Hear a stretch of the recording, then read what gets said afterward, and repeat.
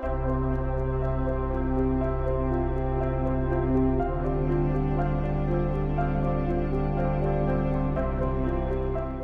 everyone. And today's topic would be COVID-19 and its implications in human resource functioning. So we are very excited for this session, and we have Mr. Rawat. Welcome, sir. Mr. Shiv Rawat is currently working as Assistant Vice President, National Head HR for DTDC Group of Companies and handles employee strength of nearly 10,500. DTDC Express Limited is an Indian courier delivery service company founded in 1990, headquartered in Bangalore, Karnataka. Mr. Rawat has nearly 22 years of diverse and enriching experience in logistics, supply chain, e-commerce industry. Having graduated from Jaipur National University with an MBA in HR, he is a management graduate in human resource, PPHRM from XLRI Jamshedpur, and an executive certificate program in HRM from Society of Human Resource Management. He has propelled his career with DTDC Express as an executive in 1996 to AVP National HR Head by setting the reflections of clear career growth management in DTDC for new aspirants. I welcome Mr. Rawat for the session. So thank you very much and good afternoon everyone.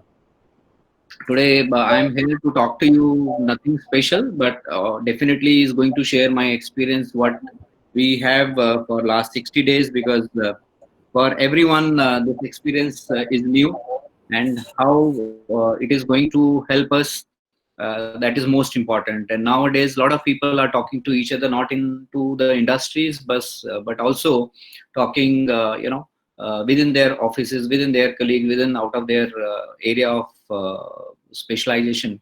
So they are talking to each other and learning things from there. So the basic thing is that the practical knowledge, the practical experience, what I have understood, that I wanted to share with you. If we talk about a COVID-19 scenario, there are a lot of negativity is there, but how negativity has converted to a positive, I'll more or less try to speak about the positive part of it.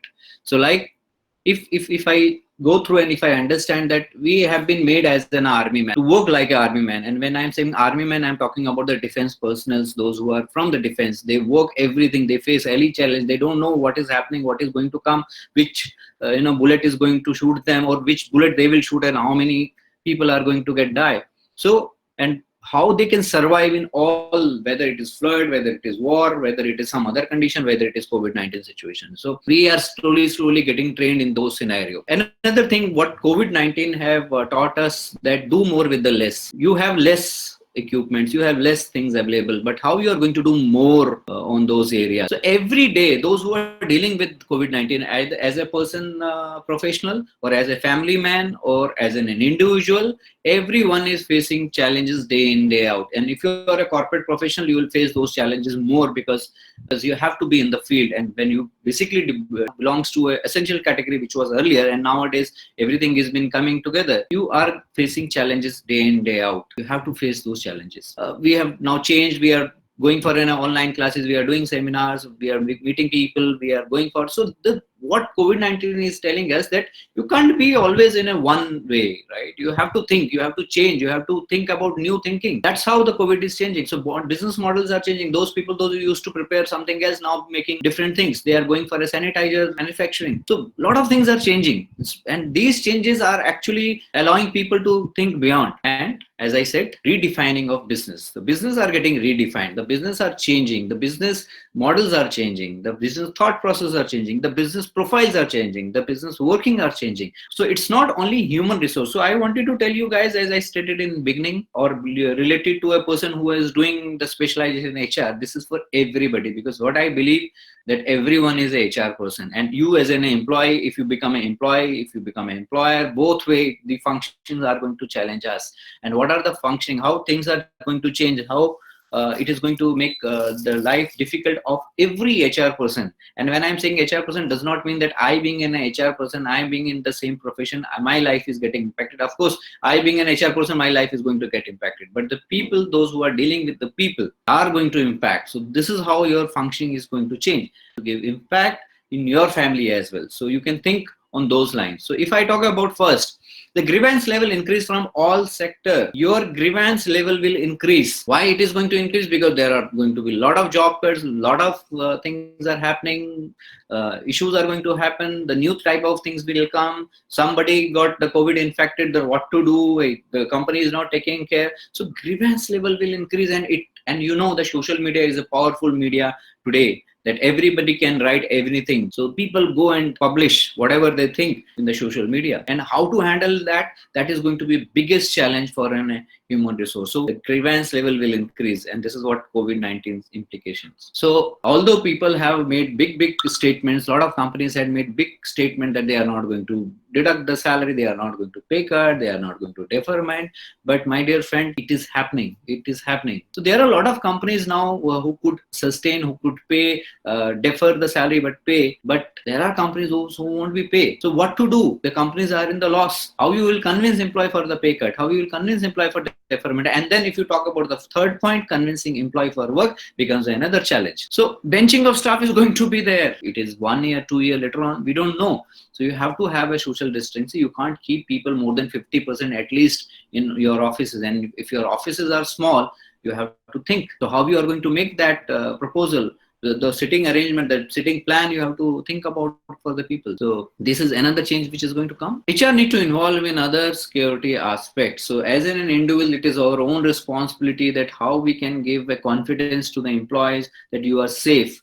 What kind of security aspect would be there? How you can make people disciplined? So employee wellness is going to be priority. People are going to check the wellness record. People are going to push on wellness. People are going to ask to be healthy. There are a lot of sessions are going to be. So these are the functioning will change, and the more priorities are going to come. A lot of companies are nowadays focusing on those kind of activity. Those activities are going to increase now. Upskilling and reskilling of employees, they cannot, as I said in the beginning in the training, we can't have the same training which we used to give. You have to upskill or reskill people. We have to change in terms of their thoughts. You have to think that whether the person can work in multiple areas, whether you can think people can upskill themselves, or whether you feel that people are not able to upskill, then you have to take a call on that. Organization, as I said, dependency, the successor is required. So organizations are not going to be dependent on one person.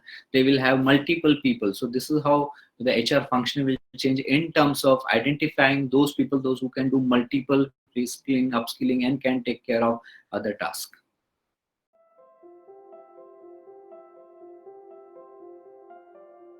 Good afternoon, sir. This is Aditi here. So the question was, what are the upcoming trends in remote or virtual L&D to increase employee engagement and training during the lockdown? And when you are talking about upcoming trend, I will never say and never go with the upcoming trend which is there. I would say rather that what are the new requirements, and based on that I will speak. So needs and training is going to be, Aditi, on the basis of the organizational need, right? Some of the company may be having a lot of money available. They will be having a lot of funds, so they may think about engaging people. So in one of the discussion I was having, people were talking about that what kind of technology is going to come when you can engage people. Let me tell you very frankly, when you're talking about engagement of the people, the technology is not going to help that much the way we used to think and the way we need to think, right? So that connection is not going to be. Training, when you're talking about training, upcoming trend, the trend is going to be that what kind of training it is required for you as an individual. So if you're a student, you have to think about what kind of training should I have. So maybe you may have to think about a risk management training, that how you can take risk, how you can survive in this kind of a scenario. So do you have a ability to survive in this kind of scenario? So what kind of training you should need? So maybe a case study may come to you, and then you have to work on those. So those kind of things will be there. Good afternoon, sir. My name is Satvik and I'm from finance department. Yeah, so we know that work from home is being a new normal. So companies earlier used to provide transport, the working space, and other incentives used to spend on employees. Now they all turned into some kind of savings for the company, converting those savings into an expense on the employees, like providing them with a better insurance or more incentives and better base salary. Yeah. So as you rightly said, you mentioned that work from home has become as a normal. So let me correct you, it is not, right? As I said, there are multiple organizations which is there and which is not, right? So it's not a statement, but it is not happening completely. Although a lot of companies are thinking towards moving towards work from home, but so it all depends on company to company. And when you're talking about when you used to, when an individual used to come to the office, they were having a lot of privilege they used to get for convenience or maybe some snacks part and other things and all these things. Obviously, that is going to get stopped, number one. Number two, but these expenses are definitely going to convert, not now. If it will get convert now, it will all depend on dependency. But these expenses are going to get convert in future when the companies start raising the profits. So currently, what they are saying, if you ask me as a HR question, what I will see, I'll see, I have given a work from home. He is saving on conveyance. He is saving on so and so. Let him be, and he is with the family, which was the biggest problem, past balancing of life and so and so. So everything is there. So flexibility of timing. So everything was there, and so we can say on this part that the people, those who are really working hard, they are really putting 24/7 working. They are not seeing morning. They are not seeing evening. They are definitely been recommended to pay extra. They have been definitely recommended to pay some incentive, or they have been definitely recommended to give some extra advantage than to anybody else. It all depends on that how you are contributing in the organization. Oh, thank you, sir.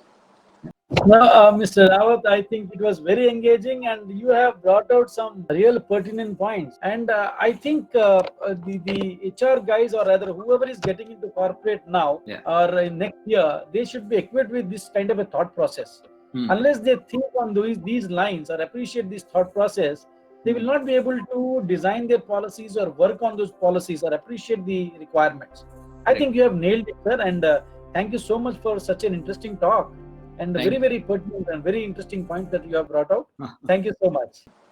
I think with that, I will thank you once again on behalf of my team, SIBM Hyderabad, my students, and I look forward to have a greater engagement, sir. Thank you, everyone. Thank you very much. And God bless you. Be healthy, be safe. Thank you very much.